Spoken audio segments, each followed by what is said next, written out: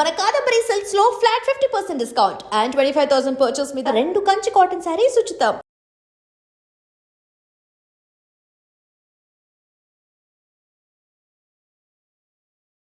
నమస్కారం, welcome to I dream. ధర్మ మార్గం విత్ విజిత కార్యక్రమానికి స్వాగతం. ప్రస్తుతం మనతో పాటు ఉన్నారు ప్రముఖ ఆధ్యాత్మికవేత్త, జ్యోతిష పండితులు, శ్రీ విద్యా ఉపాసకులు శ్రీమతి జయప్రద గారు. ఇప్పుడు మనతో మాట్లాడిద్దాం. అమ్మ నమస్తే. నమస్తే అమ్మ, శ్రీమాత్రే నమః.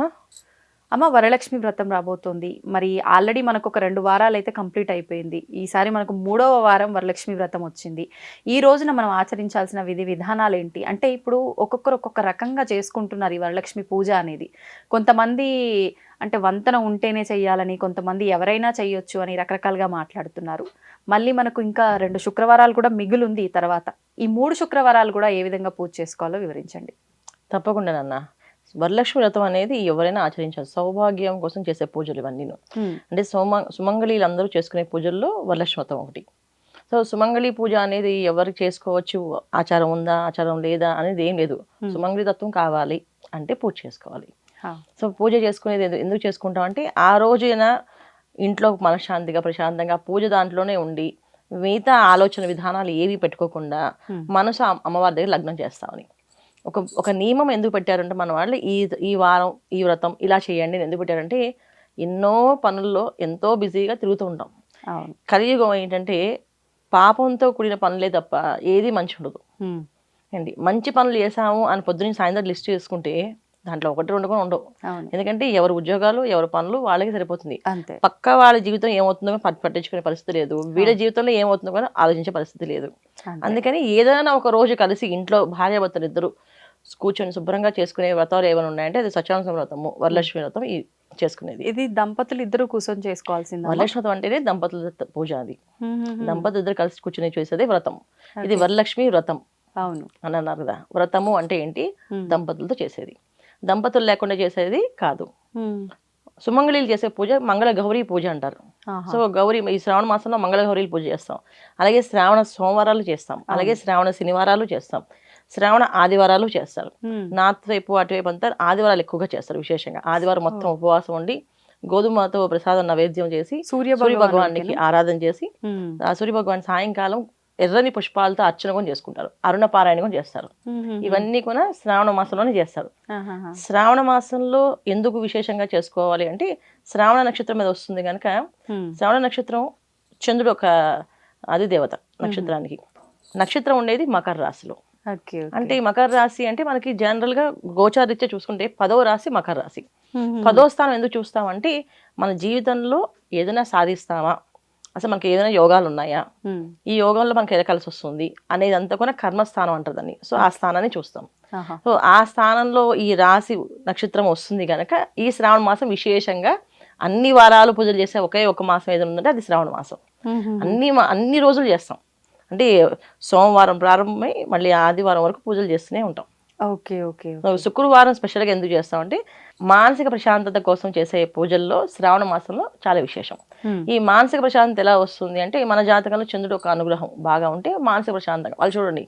కొంతమంది చూస్తే వాళ్ళు ప్రశాంతంగా వాళ్ళ పూజ వాళ్ళు చేసేసుకుంటారు, వాళ్ళ పని వాళ్ళు చేసుకుంటారు. పక్క వాళ్ళ గురించి ఆలోచించరు, వాళ్ళ గురించి ఆలోచించరు, రేపు ఏంటి ఫ్యూచర్ అంటే ఆలోచించరు. అంత ఎప్పుడు కూడా ఆనందంగా సంతోషంగా ఉంటుంటారు. అది వాళ్ళకి చంద్రుడు బాగా అనుగ్రహం ఉంటే అలాగా ఏం జరిగినా మన చేతుల్లో ఏం లేదు కదా, పైవాడు ఏం చేస్తా చేస్తారు, దానికోసం మనం ఎందుకు ఆలోచించాలి అనుకునే తత్వం కొంతమంది ఉంటుంది. కొంతమంది ఏం చేసినా వీడే సాధించి వీడే చేయాలేమో అని ఆలోచిస్తూనే ఉంటాం. దీనికి కూడా చంద్రుడు ఒక అనుగ్రహం అన్నమాట. చంద్రుడు అనుగ్రహం ఉంటే ప్రశాంతంగా ఉంటారు, అనుగ్రహం లేకపోతే కొత్త వాళ్ళ ఆలోచనలు ఎప్పుడు మారిపోతూ ఉంటాయి, బాధపడుతూ ఉంటుంది. పక్క వాళ్ళకి ఏం జరిగినా అది మనకు జరుగుతుందేమో అని భయపడుతుంటారు. సో ఈ విషయంగా ఈ విధంగా ఉండే బాధల నుంచి ఏదైనా తొలగాలి అంటే కూడా ఈ శ్రావణ మాసం ఆచరించమని చెప్తారు మన పెద్దవాళ్ళు. అందుకని ఈ శ్రావణ మాసం విశేషంగా చేస్తాం. అయితే శ్రావణ మాసం అంతా చేయలేం కదా, 30 రోజులు చేయలేం కదా అని చెప్పి కాలం మానవంతో పాటు అందరూ మారుతున్నారు కదా. కనుక వరలక్ష్మి వ్రతాన్ని వివరంగా చాలా బాగా చేసుకోవాలనుకున్నారు. ఈ వరలక్ష్మి వ్రతాన్ని భార్యాభర్తలు ఇద్దరు కలిసి కూర్చొని చేయాలి. దానికి ముందు రోజు వీళ్ళు ఉపవాసం ఉండాలి. ముందు రోజు ఉపవాసం ఉండాలి. సో రాత్రి వీళ్ళు పలహారం తీసుకొని అయితే పాలు పళ్ళు తీసుకొని ఉండాలి ఈ పూజ చేయాలంటే. ఎందుకంటే వరలక్ష్మి వ్రతం ఆచార విధానం ఏంటంటే, లక్ష్మీ అమ్మవారి అనుగ్రహం ఎప్పుడైనా కావాలి అంటే ఆవిడకి కొన్ని వేళలు ఉన్నాయి. పొద్దున్న 6 గంటలకి ఆ టైంలో ఆవిడ ఆచరించి పూజ చేయాలి, అర్చన చేసి. అది చాలా మనకి అనుకూలంగా ఉంటుంది. హా. 6 గంటలకల్లా అష్టోత్తరం చేసి అమ్మవారికి ఇంత అవసరం నైవేద్యం పెట్టి తర్వాత వ్రతం చేసుకోవచ్చు. ఓకే. కానీ 6 గంటలకల్లా వీళ్ళు ఖాళీ కడుపుతో పూజ చేయాలి అమ్మవారి దగ్గర. అందుకని ఏంటంటే రాత్రి మంచిగా భోజనం చేస్తే రాత్రి 10కి 11కి భోజనం చేస్తే పొద్దున్నే వాళ్ళకి ఎలా లేవగలుగుతారు. అందుకని రాత్రి పలహారం తింటే తెల్లవారుజామున మెలకు వస్తుంది. ఇప్పుడు కడుపు నిండా తిన్నాం అనుకోండి, మెలకు రాదు, కంటి నిండా నిద్రపోతారు, శుభ్రం నిద్రపోతాం, మెలకు రాదు. పొద్దున్నే లేవాలంటే అయ్యో మర్చిపోయాం, అయ్యో అయ్యో అయ్యో ఆ రోజంతా ఏమవుతుంది, పూజ కంటే ముందు నామస్మరణ ఇదే ఎక్కువైపోద్ది. అంత ఆలస్యం అయిపోయింది, అంత ఆలస్యం అయిపోయిందంటే అంతా అయిపోయిందని అర్థం. అక్కడ మనం ఏదైతే పదం వాడుతున్నామో ఆ పదం మనని 10 పనిచేస్తుంది, ప్రభావితం చేస్తుంది. తెలియకుండానే మనకి అలసట, చిరాకు ప్రతిదీ వస్తాయి, ఆలస్యం అయిపోతాయి, అనవసరంగా మాట్లాడతాం. ఇక్కడ వరలక్ష్మి నియమం ఏంటి, లక్ష్మీ అమ్మవారి ఆరాధన అంటే ఎలా ఉండాలంటే మనశ్శాంతిగా ప్రశాంతంగా ఏది ఎలా అయినా పర్వాలేదు అని అనుకుంటూ అమ్మవారి మీద జపం చేస్తూ అమ్మవారి మీద మనసు లగ్నం చేస్తూ పని చేసుకుంటూ వెళ్ళాలి. పనమ్మే రాలేదు అయినా పట్టించుకోకుండా చీపు తీసుకుని శుభ్రంగా ఇల్లంతా ఉడిచి తరబడి వేసేసుకుని ముగ్గు వేసేసుకోవాలి. అలా ఉండాలి తప్ప ఎలా ఇప్పుడు ఏంటి అని ఆలోచించుకుని ఉండకూడదు. ఎందుకంటే ఇవన్నీ పరీక్షలు. ఏ పరీక్ష వచ్చినా దాన్ని పట్టించుకోకుండా ముందు రోజే వీళ్ళు కరెక్ట్గా దానికోసం అన్ని విధాల అంటే ఒక రకంగా మైండ్ సెట్ చేసుకోవాలి. చేసుకుని పూజ విధానం స్టార్ట్ చేయాలి. విసుక్కుంటూ తిట్టుకుంటూ చేస్తే వరలక్ష్మి అమ్మవారు కూర్చోదు, వెళ్ళిపోతుంది. అంటే చంచల స్వభావం కదా వెళ్ళిపోతుంది. అందుకని వరలక్ష్మి నియమం ఫస్ట్ తెల్లవారుజామున లేచి స్నానం ఆచరించి భార్యాభర్తలిద్దరూ 6 గంటలకల్లా దీపారాధన చేసి అష్టోత్తరము లక్ష్మీ అమ్మవారి అష్టకము చదువుకోవచ్చు. తర్వాత పంతులు గారిని పిలవడము, ఆచారం, పూజ, వ్రతం అన్ని చేయించుకోవాలి. ఈ పంతులు గారితోనే చేయించాలి ఈ వ్రతం. ఖచ్చితంగా ఉండాల్సింది. ఖచ్చితంగా. ఇప్పుడు వ్రతకల్పం బుక్ దొరుకుతుంది కదా, మాది పెట్టుకుని ఎవరికి వాళ్ళని చేసుకుంటున్నాం కదా, అలా చేసుకోకూడదు అంటారా? చేసుకోవచ్చు నాన్న. కాకపోతే ఏంటంటే ఇక్కడ 2 విధాలు. మనకి ఐశ్వర్యం కలిగించింది కావాలని కోరుకుంటున్నాం వాళ్ళ దగ్గర. సో మనకి కావాలన్నప్పుడు ఆవిడ విధానం ఏది ఉందో ఆ విధానంగా చేయాలి కదా. మనకి ఆ విధానం వచ్చా, మనం ఆ విధంగా చేయగలమంటే చేసుకోవచ్చు శుభ్రంగా. నాకు సంకల్పం బాగా వచ్చండి, చక్కగా చదువుకోగలను, అంతా ఏ ఒక్కటికున్న శ్లోకంలో ఏ ఒక్కరి నామంలో కూడా తప్పు రాకుండా ఉచ్చారణ దోషం లేకుండా చక్కగా చదువుతాను నేను అంటే శుభ్రంగా చేసుకోవచ్చు. భర్త చదువుతుంటే భార్యని చేసుకుంటూ ఉండొచ్చు, భర్త చేయించవచ్చు. లేదంటే పంతులు గారితో చేయించుకోవాలి. ఇది వ్రతం కదా. అందరూ చెప్తారు లక్ష్మీ అమ్మవారి పూజ మామూలుగా చేసేసుకోవచ్చు, సింపుల్గా చేసుకోవచ్చు. మనకి కలిగినట్టు చేయాలి అంతే. మనకి లేదు అప్పు చేసి చేయొద్దు. ఇప్పుడు నాకు అంత అవకాశం లేదండి, నేను చాలా పొద్దున్నైతే ఉద్యోగానికి వెళ్ళాలి, మా ఆయన ఒప్పుకోరు. అప్పుడు నువ్వు చక్కగా అమ్మవారు నేనేమి పూజ ఎలా చేస్తే వస్తాను అనలేదు. ప్రశాంతంగా కూర్చొని నాకు ఇచ్చిన అదృష్టం నా సౌభాగ్యం ఇంతే, అంతవరకు అమ్మవారికి చక్కగా ఒక కలసం పెట్టి ఒక జాకెట్ బట్ట పెట్టి పసుపు కుంకుమ వేసి చిన్న ఇంత గంధంతో బొట్టు పెట్టి అమ్మవారికి శుభ్రంగా గంధం, కుంకుమ, పసుపు, కుంకుమ, అక్షంతలు. ఫస్ట్ చిన్న గణపతిని చేసుకుంటాం, పసుపు గణపతిని. తర్వాత ఇంత గౌరీ చేస్తాం. ఫస్ట్ గణపతికి షోడశోప నామాలతో పూజ చేసేస్తాం. ఒక బెల్లం నైవేద్యం, తర్వాత అరటిపళ్ళు నైవేద్యం పెట్టేస్తాం. అమ్మవారికి గౌరీ అమ్మవారికి కాస్త లక్ష్మీ అష్టోత్తరం, గౌరీ అష్టోత్తరం చేసేస్తాం. పసుపు కుంకాలు వేస్తాం. ఒక కొబ్బరికి పానకం, వడపప్పు నైవేద్యం పెట్టేస్తాం. మనకు కలిగిన నైవేద్యం, మహానైవేద్యం, కొంచెం అన్నం, పెసరపప్పు వేసి అన్నం వండి పులగం వండి ఆ నైవేద్యం పెడతాం. ఇది సింపుల్ పూజ, చాలా సింపుల్ ఈ పూజ. కానీ మనకి అన్ని అష్టైశ్వర్యాలు కావాలి, సౌభాగ్యము కావాలి, వరాలు కావాలి, వరలక్ష్మి వ్రతమే చేస్తున్నాం అంటే వరలక్ష్మి వ్రతం అంటే ఇదే విధానం. అమ్మవారి అనుగ్రహం కావాలంటే ఇలా చేసుకోవచ్చు.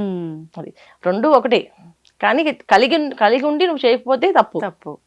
కలగలేదు, నీకు నచ్చింది చేసుకో, నాకు ఇంతే ఉందని చెప్పి చేసుకో, ఏమందు అమ్మవారు. అంటే శాస్త్ర ప్రకారంగా చేసే విధానం అయితే ఇప్పుడు మీరు చెప్పినట్టుగా ఇలా సింపుల్ గా భక్తితో చేసుకుంటే సరిపోతుంది. లేదు నాకు స్తోమత ఉంది, నేను అందరూ చేసుకుంటున్నారు, నేను చేసుకుంటా ఆడంబరంగా అంటే అది ఇంకా మీ ఇష్టం. 100% అది. మరమ్మ ఇప్పుడు ఈ నైవేద్యాలు 9 ముళ్ళతో తోరము ఇవన్నీ ఇప్పుడు మీరు చెప్పిన విధానంలో పూజ చేసిన వాళ్ళు కూడా కట్టుకోవాల్సిందే, నివేదన చేయాల్సిందేనా, లేదంటే ఈ వ్రతం లాగా పెద్ద ఎత్తున ఆచరించిన వాళ్ళు మాత్రమే ఆచరించాలా? 9 నైవేద్యాలు అనేది కొత్తగా పెళ్ళైన వాళ్ళ దంపతులకి 5 ఏళ్ళ వరకు 9 మూరల్లో ముళ్ళు వేసి తోరం కడతారు. ఎందుకంటే అక్కడ అమ్మవారికి నైవేద్యం ఏంటి, పూర్ణాలు, గారెలు, పులిహోర, పరవాణం, దద్దోజనం, ఇవి నైవేద్యం. ఎందుకంటే సంతానం కలగాలని, మంచి పిల్లలు పుట్టాలని పూజ చేస్తాం. పూర్ణాలు నైవేద్యం పెడితే కొడుకు, గారెలు నైవేద్యం పెడితే ఆడపిల్ల. అందుకని 5 ఏళ్ళు అమ్మవారికి ఇవన్నీ రకాలతో నైవేద్యాలు పెట్టి పూజ చేస్తారు. ఇది నోము అనమాట. దీన్ని నోము అంటారు. మంగళగౌరి నోముతో పాటు వరలక్ష్మి వ్రతం పూజ ఆచారం చేయాలి వాళ్ళు 5 ఏళ్ళు. ఈ 5 ఏళ్ళు ఖచ్చితంగా ఈ గౌరీ ఎవరైతే మంగళగౌరి పూజ ఉందో వరలక్ష్మి వ్రతం విధానం ఇలా ఉంటుంది. లేని వాళ్ళకి వరలక్ష్మి వ్రతం మామూలుగా చేసుకుందాం అనుకున్న వాళ్ళకి వ్రతం లాగా ఉంటుంది. వ్రతంలో చెప్పింది ఏంటంటే 9 ముళ్ళు వేసి ఒక తోరం కట్టుకుంటాం, భార్యభర్త ఇద్దరు, ఒకటి అమ్మవారికి, ఒక ముత్తైదుకి. ఓకే. సో బ్రాహ్మడికి వాయినం ఇచ్చేది కూడా పెళ్ళైన కొత్తలో వాళ్ళకి, దంపతులకి. పెళ్ళైన కొత్తగా దంపతులు ఎవరైతే ఉన్నారో వాళ్ళు 5 ఏళ్ళు బ్రాహ్మడికి పూర్ణాలు, పులిహోర, దాంబూలం అంటే వస్త్ర దాంబూలం ఇవ్వాలి. అది పెళ్ళైన కొత్తలో 5 ఏళ్ళు. తర్వాత ఏంటంటే మామూలు తాంబూలం ఆయనకి ఇచ్చేది. ఈ పూర్ణాలు, పులిహోర, దాంబూలాలు ఇవ్వం.